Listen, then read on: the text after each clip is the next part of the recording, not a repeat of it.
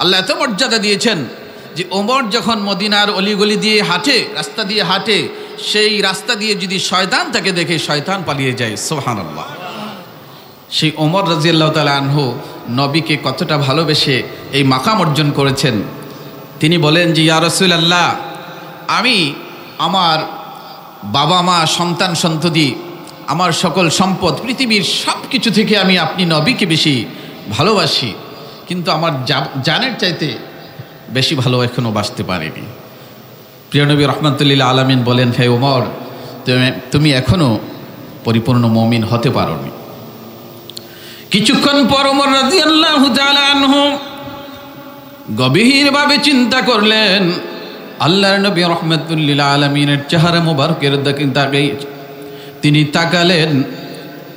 তিনি চিন্তা করলেন যে নবী রাহমাতুল লিল আলামিন পৃথিবীবাসীর মুক্তির জন্য জীবনে চোখ ভরে ঘুমায়নি, পেট ভরে খায়নি, পৃথিবীর সকল সুখ শান্তিকে যিনি লাথি মেরে দূরে ঠেলে দিয়েছেন, সেই নবী রাহমাতুল লিল আলামিন তো নিজের ব্যক্তির জন্য কিছুই বলেননি, তিনি তো বলেছেন এটা আল্লাহর জন্য।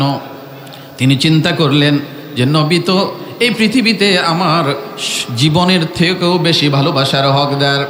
তিনি রাসূল করিম সাল্লাল্লাহু আলাইহি ওয়াসাল্লামকে বিনয়ের সাথে জানালেন যে ইয়া রাসূলুল্লাহ, আমি ওমর আমার জীবনের চাইতেও আপনি নবীকে বেশি ভালোবাসি। বলি সুবহানাল্লাহ।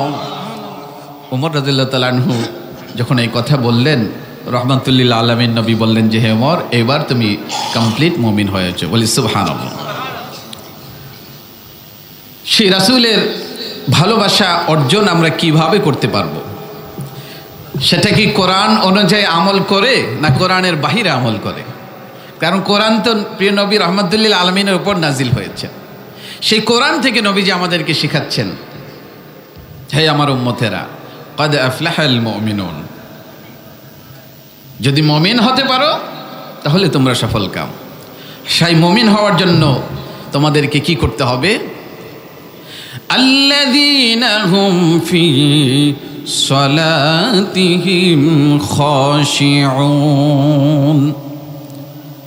মুমিনের প্রথম নাম্বার যে কোয়ালিটি এই সূরা মুমিনে আল্লাহ বলেছেন তা হচ্ছে যেই সকল মানুষেরা তাদের সালাত, তাদের নামাজ বিনয়ের সাথে সর্বোচ্চ সাবমিসিভ হয়ে, অবিডিয়েন্ট হয়ে, রব্বে কারিমের ভালোবাসা নিয়ে যাদের সালাতকে আদায় করবে, নামাজকে আদায় করবে, মুমিনের প্রথম নম্বর বৈশিষ্ট্য হলো এই সালাত পাঁচ ওয়াক্ত আদায়ের ব্যাপারে যত্নবান হওয়া। সালাত আদায় করলে, নামাজ আদায় করলে কি লাভ হবে?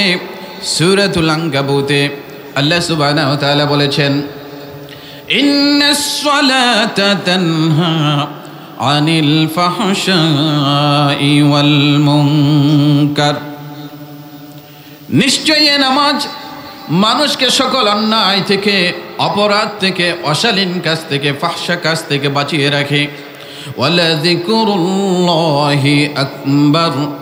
আল্লাহ সুবহানাহু ওয়া তাআলাকে স্মরণ করার যত মাধ্যম আছে, সর্বোত্তম মাধ্যম হলো পাঁচ ওয়াক্ত সালাত আদায় করা।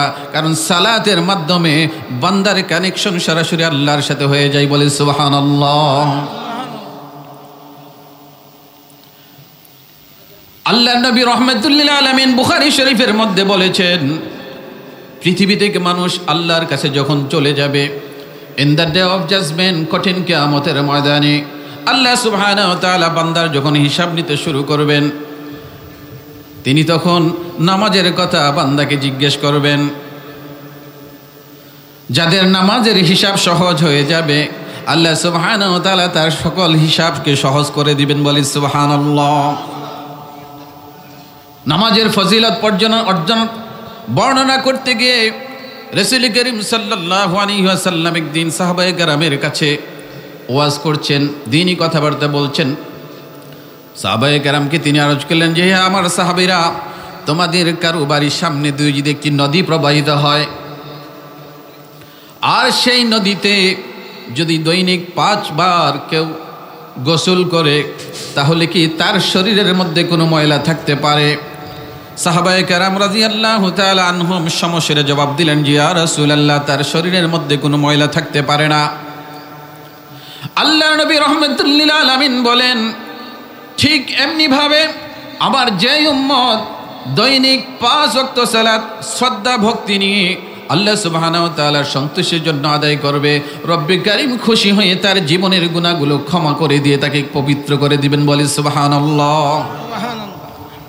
সেজন্য সূরাতুল মুমিনিন আল্লাহ সুবহানাহু ওয়া তাআলা যে কথাটি বলেছেন, ক্বাদ আফলাহাল মুমিনুন, মুমিনরা সফল কাম হবে। তার প্রথম নম্বর কোয়ালিটি হচ্ছে আল্লাযীনা হুম ফি সালাতিহিম খাশিউন, তিনি 5 ওয়াক্ত সালাত আদায় করার ব্যাপারে যত্নবান হবে। আমি খুব সংক্ষিপ্তভাবে বলে যাচ্ছি। দ্বিতীয় নম্বরে হচ্ছে আল্লাযীনা হুম আনিল লাগবি মুরিদুন, যে ব্যক্তি মুমিন হবে তিনি কোনো অনর্থক কথাবার্তা বলবেন না। যে কথাটা বলবেন সেটা উপকারী, হয় নিজের জন্য উপকারী, সমাজের জন্য উপকারী, পরিবারের জন্য উপকারী, রাষ্ট্রের জন্য উপকারী, মানব জাতির জন্য উপকারী। তিনি কোনো অনর্থক কথা বলবেন না। ওয়াল্লাযীনা হুম আনিল লাগবি মুরিদুন, তিনি অনর্থক কথাবার্তাকে পরিত্যাগ করবেন। আমরা কি সেটা পারি? সূরাতুল হুজুরাতে আল্লাহ সুবহানাহু ওয়া তাআলা বলেছেন, ইয়া আইয়ুহাল্লাযীনা আমানু ইজতানিবু কাসীরাম মিনাজ যন্ন ইন্না বা'দাজ যন্নি ইসমুহু ওয়া লা তাজাসসু ওয়া লা ইয়াগতাব বা'দুকুম বা'দা أيحب أحدكم أن يأكل لحم أخيه ميتا فكرهتموه واتقوا الله إن الله تواب رحيم। আল্লাহ সুবহানাহু ওয়া তাআলা মুমিন বান্দাদেরকে অ্যাড্রেস করে বলেন, হে আমার মুমিন বান্দারা, তোমরা কারো সম্পর্কে মন্দ ধারণা করবা না। আমরা আমাদের নিজেদের সাথে একটু মিলাতে চেষ্টা করি। মানুষ সম্পর্কে আমরা কিন্তু নেগেটিভ ধারণাটা আগে করি। একটা মানুষ এগিয়ে যাচ্ছেন, ভালো করছেন, ব্যবসা বাণিজ্যে ভালো করছেন, চাকরি বাকরিতে ভালো করছেন, ধর্মীয় লাইনে ভালো করছেন, কিন্তু আমরা পজিটিভ চিন্তা করার আগে, ইতিবাচক ভালো চিন্তা করার আগে নেগেটিভ চিন্তাটা আগে করি। ব্যবসা বাণিজ্য উন্নতি করছেন, আরে 2 নম্বর। কেউ একজন চাকরি বাকরি ভালো করছেন, উন্নতি করছেন, তো ওই করাপশন, দুর্নীতি, আগেই 2 নম্বর চিন্তাটা করে ফেলি। কিন্তু আল্লাহ সুবহানাহু ওয়া তাআলা এটা নিষেধ করেছেন, তোমরা মন্দ ধারণা করো না, মানুষ সম্পর্কে খারাপ ধারণা করো না। ইন্না কাসীরাম মিনাজ যন্নি, এই যে খারাপ ধারণাটা করো, এটা অপরাধ, অন্যায়, পাপ। ওয়ালা তাজাসসু, আর কারো ব্যক্তিগত দোষ ত্রুটি অন্বেষণে তোমরা গোয়েন্দাগিরি করো না। মানুষ হিসাবে দোষে গুণে মানুষ হয়। প্রতিটা মানুষ, আমরা যদি চুলচেরা বিশ্লেষণ করি আমাদের জীবনের কোনো না কোনো সময়ে, কোনো না কোনো ক্ষেত্রে, কোনো না কোনো গুনাহ আমাদের হয়ে যায়, অপরাধ হয়ে যায়, সেটা একমাত্র আল্লাহ পাক রব্বুল আলামিন জানেন, পৃথিবীর কোনো মানুষ জানেন না। এমন যদি কোনো অপরাধ হয় আর আল্লাহর সাথে আমাদের মুআমেলা হয়, আল্লাহর কাছে যদি খালেসভাবে তওবা করতে পারেন, আল্লাহ রব্বুল আলামিন তার সেই অপরাধকে ক্ষমা করে দিয়ে তাকে হয়তো পবিত্র করে দিয়েছেন। কিন্তু আমি সেই দোষ ত্রুটি অন্বেষণ করতে গিয়ে আমি কিন্তু গুনাহগার হয়ে যাচ্ছি। ওয়ালা তাজাসসু, কারো ব্যক্তিগত দোষ ত্রুটি অন্বেষণে তোমরা গোয়েন্দাগিরি করো না, নিষেধ। কোরআনুল কারীমে সেটা আল্লাহ রব্বুল আলামিন নিষেধ করে দিয়েছে। আর ওয়ালা ইয়াগতাব বা'দুকুম বা'দা, যেটা আমাদের সমাজে একটা মহামারী, একে অন্যের গীবত করো না। আমরা যদি টি স্টলে বসি অথবা কোনো একটা সার্কেলে 4-5 জন বসে একটা গল্পের আসর জমায়, সেখানে কোনো না কোনোভাবে একটা গীবত চলে আসে, অন্য ভাইয়ের সমালোচনা চলে আসে। অথচ আল্লাহ সুবহানাহু ওয়া তাআলা কঠিনভাবে এটাকে নিষেধ করেছেন। রব্বে কারীম যে শব্দটি বলেছেন, শব্দটি শুনলে আঁতকে উঠতে হয়। আল্লাহ সুবহানাহু ওয়া তাআলা বলেন, আয়ুহিব্বু আহাদুকুম أن يأكل لحم أخيه ميتا فكرهتموه তোমাদের কোনো ব্যক্তি তোমরা কি তোমাদের কোনো মৃত ভাইয়ের গোশত ভক্ষণ করাকে পছন্দ করো? ফাকারিহিতুমু, এটা অত্যন্ত একটা নিন্দনীয় ঘৃণিত কাজ যে কোনো মানুষ তার মৃত ভাইয়ের গোশত ভক্ষণ করতে পারে না। ঠিক যদি কোনো মানুষ অন্য কোনো মানুষের অ্যাবসেন্সে, অনুপস্থিতিতে তার ব্যক্তিগত দোষ ত্রুটি সমালোচনা করে, চর্চা করে, রব্বি করিম বলেন সেটা কেমন যেন সে তার মৃত ভাইয়ের গোশতকে ভক্ষণ করলো। নাউজুবিল্লাহ। রব্বি করিম আমাদেরকে এই মহামারী, মহাপাপ থেকে বেঁচে থাকার তৌফিক দান করুন বলি আমিন। আল্লাহ সুবহানাহু ওয়া তাআলা জন্য বলেছেন ক্বাদ আফলাহাল মুমিনুন, যদি মুমিন হতে পারো তুমি চূড়ান্তভাবে সফল কাম হবে। আল্লাযীনা হুম ফি সালাতিহিম খাশিউন, যেই ব্যক্তি প্রকৃত মুমিন হবে তিনি নামাজের প্রতি যত্নশীল হবেন, নামাজের প্রতি দায়িত্ববান হবেন, নামাজকে ভালোবাসবেন, নামাজকে আদায় করবেন। ওয়াল্লাযীনা হুম আনিল লাগবি মুরিদুন, এবং তিনি অনর্থক বাজে কথাবার্তা থেকে নিজেকে বাঁচিয়ে রাখবেন। কারো গীবত করবে না, শাকায়েজি করবে না, পরনিন্দা করবে না, পরচর্চা করবে না, অন্য মানুষ সম্পর্কে খারাপ ধারণা করবে না, কোনো মানুষের ব্যক্তিগত দোষ ত্রুটি অন্বেষণে গোয়েন্দাগিরি করবে না। এই নেগেটিভ এই গুণাবলী থেকে, এই নেগেটিভ এই দোষগুলো থেকে সে বেঁচে থাকবে। আর যারা বেঁচে থাকবে তারাই হবে ক্বাদ আফলাহাল মুমিনুন, চূড়ান্তভাবে সফলকাম ব্যক্তি। তৃতীয় নম্বর হলো ওয়াল্লাযীনা হুম লিয-যাকাতি ফাইলুন, যেই মুমিন ব্যক্তি আল্লাহর কাছে সফলকাম হিসাবে গণ্য হবেন, তিনি যদি সম্পদশালী হয়ে থাকেন তিনি যাকাত আদায় করবেন। যাদেরকে আল্লাহ রাব্বুল আলামিন সম্পদের নিয়ামত দান করেছে, একটা নির্দিষ্ট পরিমাণ সম্পদ, 7.5 তোলা স্বর্ণ অথবা 52.5 তোলা রৌপ্য অথবা তৎসমমূল্যের নগদ অর্থ, যদি কারো সাংসারিক খরচাদিকে ব্যতি রেখে এগুলো নির্বাহ করে কারো কাছে যদি 1 বছর সঞ্চয় করে থাকে, ব্যাংক ডিপোজিট থাকে অথবা ক্যাশ থাকে, তাকে 2.5%, 100 টাকায় 2.5 টাকা, 1 লক্ষ টাকায় 2,500 টাকা, 1 কোটি টাকায় 2.5 লক্ষ টাকা, এইভাবে 2.5% হাকে তার জাকাত দিতে হয়। এই জাকাত আদায়ের ব্যাপারেও মুমিন ব্যক্তি যত্নবান হবেন। আর জাকাত যারা আদায় করবে না তাদের কঠিন পরিণতি সম্পর্কে সূরা তাওবাতে আল্লাহ রাব্বুল আলামিন বলেছেন ওয়াল্লাযীনা ইয়াকনিজুনা আয-যাহাবা ওয়াল ফিদ্দাতা ওয়ালা ইউনফিকুনাহা ফি সাবিলিল্লাহ ফাবাশশিরহুম বিআযাবিন আলীম। যে ব্যক্তিকে আল্লাহ রাব্বুল আলামিন ধন সম্পদের নিয়ামত দান করেছেন কিন্তু তিনি হাত খোলেন না, এই সম্পদকে সঞ্চয় করেন, কিয়ামতের ময়দানে রব্বে করিম ওই সম্পদকে তামার পাত বানিয়ে এগুলোকে তাপ দিয়ে তার বুকে, তার পাজরে, তার কপালে দাগ দিতে থাকবে আর বলবে ফাবাশশিরহুম বিআযাবিন আলীম, আজকে এই সম্পদের স্বাদ তুমি গ্রহণ করো। অত্যন্ত কঠিন ব্যাপার। আল্লাহ রাব্বুল আলামিন এই সম্পদ যাদেরকে দান করেছেন এটা একটা নিয়ামত, যে কোনো সময় এগুলো চলে যায়। সম্পদ আসে, আল্লাহ রাব্বুল আলামিন দেয়। আমরা দেখি আজ থেকে 10 বছরের আগে একটা মানুষের অবস্থান একরকম ছিল, 10 বছর পরে তার অবস্থান আল্লাহ অনেক উপরে নিয়ে গেছেন।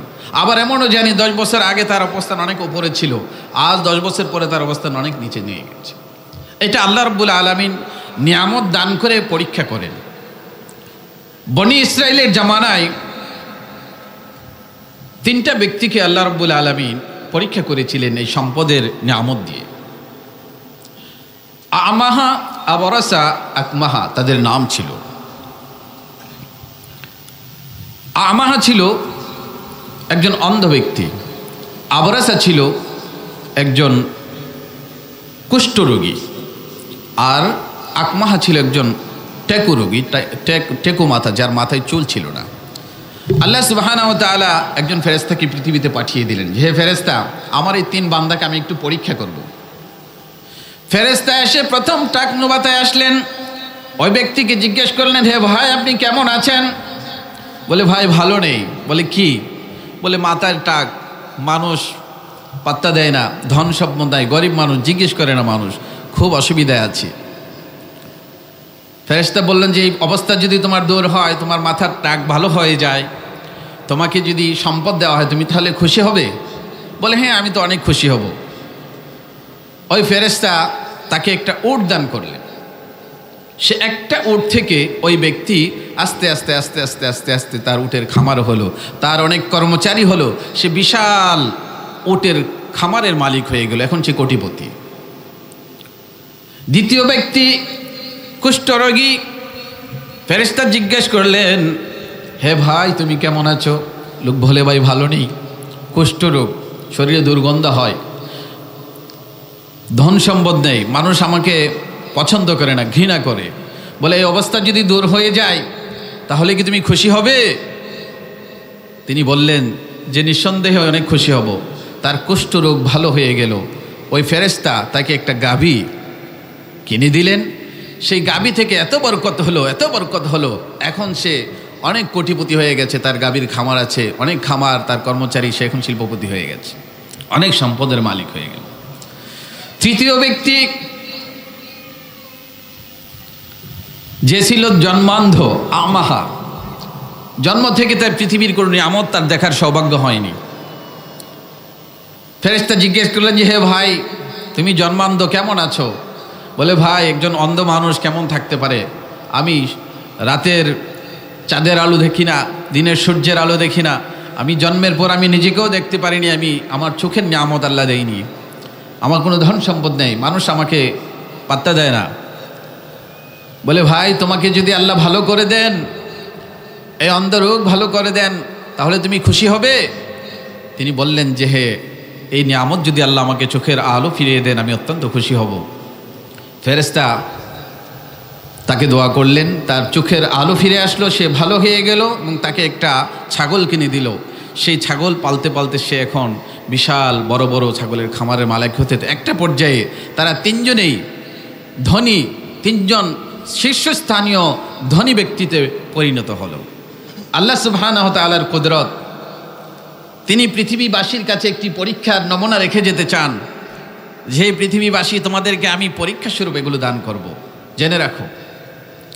যখন তারা শীর্ষস্থানীয় 3 জন ধনী ব্যক্তিতে পরিণত হলেন, আল্লাহ সুবহানাহু ওয়া তাআলা আবার সেই ফেরেশতাকে ডাকলেন, হে ফেরেশতা, এইবার যাও, এইবার হলো আমার মূল পরীক্ষা, তুমি গিয়ে তাদের কাছে কিছু সম্পদ চাও, তারা কি জবাব দেয় তা শোনো, সে অনুযায়ী আমি আবার ব্যবস্থা নিব।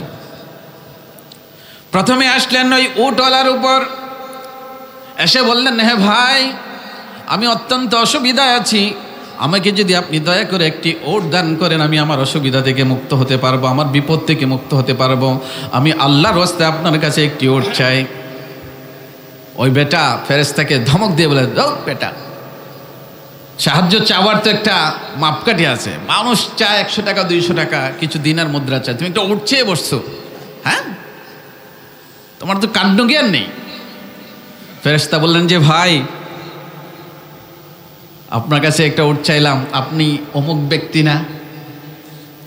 একটা সময় আপনার মাথায় টাক ছিল, টাকা পয়সা ছিল না, একটা অবস্থা এমন ছিল না? বলতে আমার দাদা বাবা সবাই খুব বড় লোক ছিল, আমি অত্যন্ত বড় লোকের ছেলে। আল্লাহর ফেরেশতা বুঝে গেলেন পরীক্ষায় পাশ করেনি। রব্বে কারিমের কাছে দোয়া করলেন, হে রব্বুল আলামিন, তোমার পরীক্ষা তুমি নিয়েছো, তার ব্যাপারে তোমার কি পদক্ষেপ হবে তুমি নিয়ে নাও। তার এমন বিপদ হলো, খামারের উটগুলো মরে গেল, আস্তে আস্তে আস্তে আস্তে সে আবার পূর্বের অবস্থায় ফিরে গেল, তার পরীক্ষা শেষ, ফেল করেছে। দ্বিতীয় ব্যক্তি যে ছিল কুষ্ঠরোগী, তার কাছে গেলেন, হে ভাই আমি অত্যন্ত বিপদগ্রস্ত মানুষ, আমাকে আপনার খামার থেকে একটি গরু দেন, এটা দিলে আমি আমার বিপদটাকে মুক্ত হতে পারবো। একই ভাষায় তাকে তাড়িয়ে দিল। ফেরেশতা রব্বে কারীমের দরবারে ফরিয়াদ করলো যে ইয়া আল্লাহ, আমার সাথে তার ব্যবহার ভালো করেনি, তার ব্যাপারে তোমার কি পদক্ষেপ হবে তুমি তার সিদ্ধান্ত নিয়ে নাও। রব্বে কারীম তাকে এমন বিপদ দিলেন, তার গাভীগুলো সব আস্তে আস্তে নিঃস্ব হয়ে গেল, সে আবার পূর্বের অবস্থায় ফিরে গেল। তৃতীয় ব্যক্তি, অন্ধ ব্যক্তি, তার কাছে গিয়ে যখন আবার সাহায্য চাইল, ওই ব্যক্তি আল্লাহর কাছে কৃতজ্ঞতার সাথে দুহাত তুলে রব্বে কারীমের কাছে দয়া করে, হে আল্লাহ, একটা সময় ছিল আমার কিছুই ছিল না, তুমি আমাকে দয়া করে তৌফিক দিয়েছো, আমার কাছে একজন পথিক এসেছে, একটা ছাগল চেয়েছে। সে ব্যক্তি খুশি হয়ে তাকে বললেন, হে ভাই, আমার এই খামারের মধ্যে যত খাসি আছে সব থেকে যে বেশি তোমার পছন্দ হয় সেইটা তুমি নিয়ে যাও, তোমার বিপদকে তুমি উদ্ধার করো। রব্বে কারীম ওই অন্ধ ব্যক্তির উপর খুশি হয়ে গেলেন। তিনি এই পৃথিবীর কাছে দৃষ্টান্ত, একটা শিক্ষা, একটা লেসন তিনি রেখে গেলেন। হে পৃথিবীর মানুষ, এই পৃথিবীর যত সম্পদের নিয়ামত আছে একটা সময়, নির্দিষ্ট সময়ের জন্য আমি তোমাদেরকে দান করব।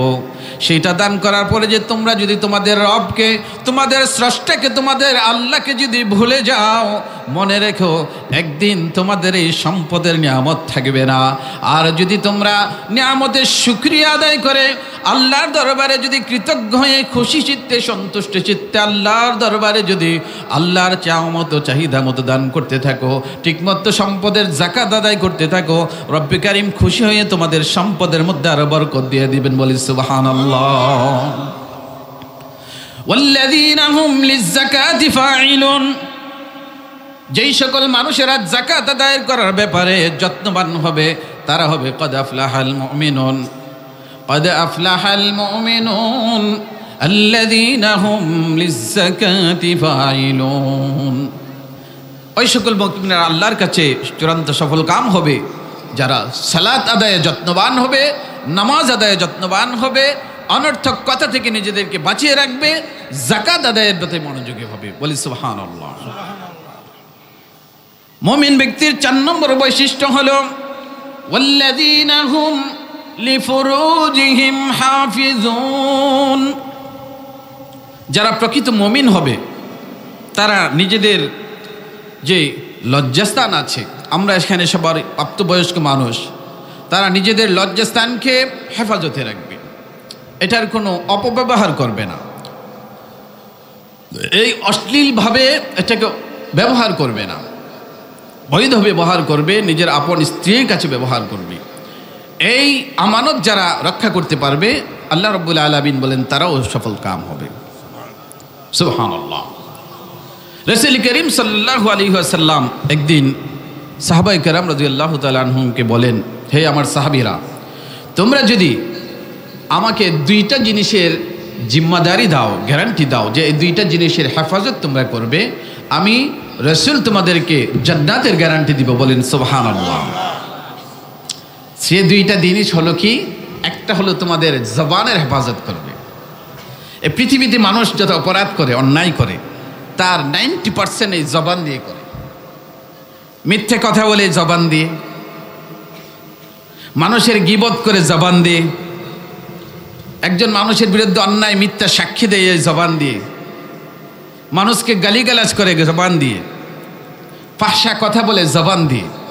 এই জন্য আল্লাহ সুবহানাহু ওয়া তাআলা কোরআনুল কারীমের সূরাতুজ জারিয়াতে বলেছেন, মা ইয়ালফিযু মিন কাওলিন ইল্লা লাদাইহি রাকীবুন আতীদ।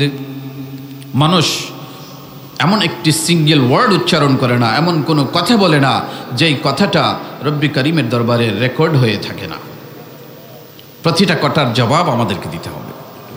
সেজন্য রাসূল করিম সাল্লাল্লাহু আলাইহি ওয়াসাল্লাম বলেন, যে ব্যক্তি তার জবানের হেফাজত করবে, এই মুখের হেফাজত করবে, এটাকে একটা মিটার দিয়ে ব্যবহার করবে, এবং যারা আপন আচরণ লজ্জাস্থানের হেফাজত করতে পারবে, আমি রাসূল তাদেরকে জান্নাতের গ্যারান্টি দিয়ে দিব। বলি সুবহানাল্লাহ।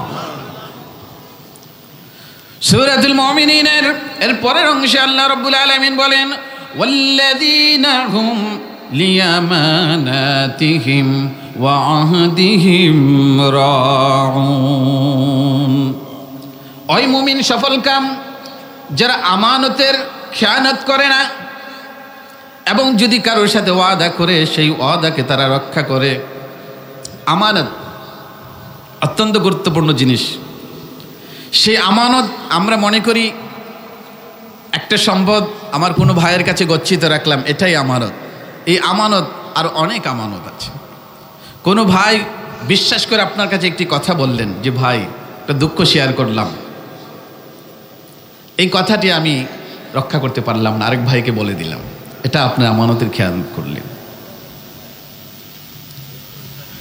একটি সম্পদ আপনার কাছে গচ্ছিত রাখলেন যে ভাই আমি এটা রাখলাম আপনার কাছে একটা নির্দিষ্ট সময়ের জন্য, কিন্তু আপনি সেটা খেয়ানত করলেন। আল্লাহ রাব্বুল আলামিন বলেন যে ব্যক্তি এই আমানতকে রক্ষা করতে পারবে তারা হচ্ছে কদ আফলাহাল মুমিনুন, চূড়ান্তভাবে সফলকাম মুমিন ব্যক্তি। বলি সুবহানাল্লাহ। এই আমানতের খেয়ানত যদি কেউ করে, আমানতকে রক্ষা না করে, তাদেরকে মুনাফিক বলা হয়েছে। রাসূল করিম সাল্লাল্লাহু আলাইহি ওয়াসাল্লাম বলেছেন আয়াতুল মুনাফিকি সালাসাতুন ইযা হাদ্দাসা কাযিবা ওয়া ইযা ওয়া'আদা আখলাফা ওয়া ইযা উতুমিনা খানা। যে ব্যক্তি কথা বলার সময় মিথ্যা কথা বলে, ওয়াইদা ওয়াদা আখলাফা, কারোর সাথে যদি কোনো বিষয়ে অঙ্গীকার করে কথা দেয়, জবান দেয়, সেই জবানটা রক্ষা করে না। এটা অহরহ হয়। কথা আমরা দিচ্ছি, একটু চিন্তা করছি না আজ রক্ষা করতে পারবো কিনা, কিন্তু এটা রক্ষা না করা কিন্তু অত্যন্ত অন্যায়। তাদের ওয়াদাকে যদি রক্ষা না করে এবং যদি কোনো কিছু তাদের কাছে আমানত রাখা হয়, সেই আমানতকে যদি খেয়ানত করে, আল্লাহ রাব্বুল আলামিনের প্যারা নবী রাসূল করিম সাল্লাল্লাহু আলাইহি ওয়াসাল্লাম বলেন ওই ব্যক্তির নামটা মুনাফিকের দফতরে লেখা হয়ে যায়। আর মুনাফিক অত্যন্ত কঠিন শাস্তি মুনাফিকের। সূরাতুন নিসা আল্লাহ রাব্বুল আলামিন বলেন ইন্নাল মুনাফিকিনা ফিদ দারকিল আসফালি মিনান নার। যে ব্যক্তি মুনাফিক তার শাস্তিটা কিরকম হবে বলে, তার শাস্তিটা তারা কাফেরদের পায়ের নিচে থাকবে। নাউজুবিল্লাহ। আল্লাহ আমাদেরকে এই বদগুণ থেকে, আমাদের এই দেশকে, দেশের সকল মুসলিম জাতিকে আপনি হেফাজত করুন বলি আমিন। সম্মানিত উপস্থিতি, আল্লাহ রাব্বুল আলামিন সূরাতুল মুমিনিন বলেছেন قد أفلح المؤمنون الذين هم في صلاتهم خاشعون والذين هم عن اللغو معرضون والذين هم للزكاة فاعلون والذين هم لفروجهم حافظون والذين هم لأماناتهم وعهدهم راعون। ওই মুমিন ব্যক্তিরা সফল কাম যারা তাদের সালাত নামাজ আদায়ের ব্যাপারে যত্নবান হবে। ওই মুমিন ব্যক্তি সফল কাম যারা যাকাত আদায়ের ব্যাপারে যত্নবান হবে। ওই মুমিন ব্যক্তি সফল কাম যারা অনর্থক কথাবার্তা বলা থেকে, মানুষের গীবত করা থেকে নিজের জবানকে হেফাজত করবে। ওই মুমিন ব্যক্তি সফল কাম যারা তাদের লজ্জাস্থানকে হেফাজত করবে, অন্যায়ভাবে ব্যবহার করবে না। ওই মুমিন ব্যক্তি সফল কাম যারা আমানতকে রক্ষা করবে। ওই মুমিন ব্যক্তি সফল কাম যারা নিজের ওয়াদাকে রক্ষা করবে। বলি সুবহানাল্লাহ। এই গুণগুলো যখন কোনো মুমিন ব্যক্তি নিজের মধ্যে বাস্তবায়ন করতে পারবে, আল্লাহ রাব্বুল আলামিন বলেন উলাইকা হুমুল ওয়ারিসুন আল্লাযীনা ইয়ারিসুনাল ফিরদাউসা হুম ফিহা খালিদুন। সুবহানাল্লাহ। বলে তারা হচ্ছেন সেই জান্নাতুল ফিরদাউসের ওয়ারিস, তারা মালিক হয়ে যাবে। বলি সুবহানাল্লাহ। আল্লাহ রাব্বুল আলামিনের প্যারা নবী আমাদেরকে এই পদগুলো বাতলে দিয়ে গেছেন। কিন্তু আমরা কি এই কোরআনের এই কথাগুলো মেনে চলতে পারি? শয়তান আমাদেরকে বিভ্রান্ত করে দেয়। কোরআনের এই বিধানগুলো যদি আমরা মেনে চলি তাহলে রব্বে করিম তার পেয়ারা নবী রাসূল করিম সাল্লাল্লাহু আলাইহি সাল্লামকে খুশি করে দিবেন। আর পেয়ারা নবী রহমতুল লিল আলামিন যাদের প্রতি খুশি হবেন তাদের জন্যই তো সুপারিশ করবেন। আল্লাহর নবীর সুপারিশ ছাড়া কি কেউ জান্নাতে যেতে পারবে? নবীজির সুপারিশ পেতে হলে আমাদেরকে আল্লাহর নবীকে ভালোবেসে তা আমল করে নিজের জীবনকে পরিবর্তন করতে হবে। সুবহানাল্লাহ। কোরআনুল কারীমের সূরাতুল আসর একটি ছোট্ট সূরা। আল্লাহ রাব্বুল আলামিন বলেন, ওয়াল আসরি ইন্নাল ইনসানা লাফি খুসর ইল্লাল্লাযীনা আমানু ওয়া আমিলুস সালিহাতি ওয়া তাওয়াসাউ বিল হক ওয়া তাওয়াসাউ বিস সাবর। আল্লাহ রাব্বুল আলামিন সময়ের শপথ করে বলেন পৃথিবীর সকল মানুষ ক্ষতিগ্রস্ত, কিন্তু 4 শ্রেণীর মানুষ ক্ষতিগ্রস্ত না। ইল্লাল্লাযীনা আমানু, 1 নম্বর হচ্ছে তাদেরকে মুমিন হতে হবে যারা ঈমান আনবে, ওয়া আমিলুস সালিহাত, যারা ভালো কাজ করবে, ওয়া তাওয়াসাউ বিল হক্কি ওয়া তাওয়াসাউ বিস সাবর, এবং পরস্পরকে সত্যের উপদেশ দিবে, পরস্পরকে ধৈর্যের উপদেশ দিবে। বলি সুবহানাল্লাহ।